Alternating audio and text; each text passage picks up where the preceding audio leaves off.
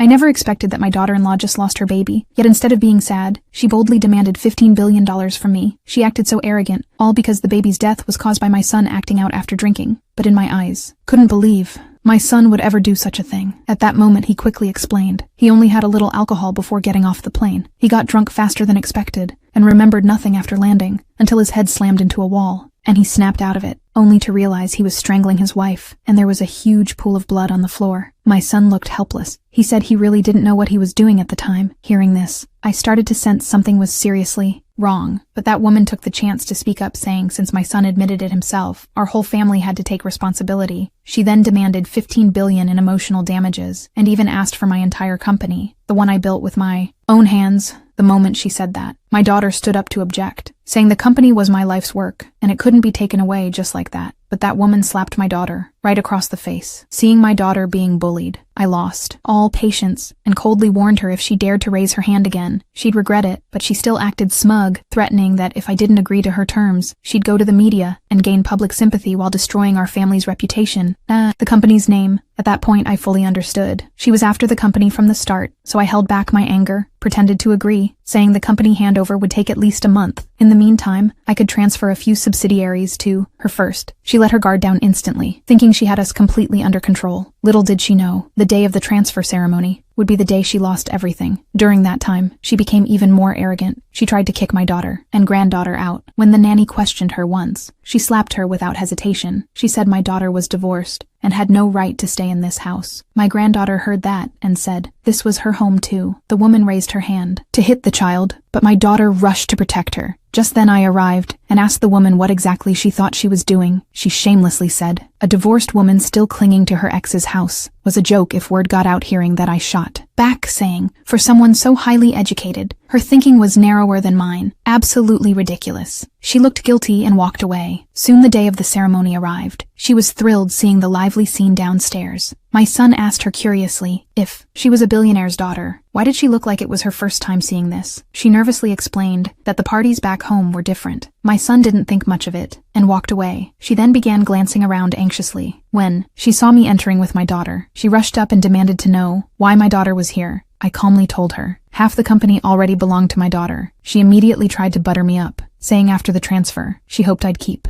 managing the company for her. My daughter instantly spoke up, saying she just wanted free labor, but the woman shamelessly said it was natural for a mother-in-law to support her daughter-in-law. Then she impatiently urged me to quickly announce the subsidiary transfer. I simply smiled, walked straight to the stage, and in front of all the guests, officially announced that I was handing the company over to my biological daughter. The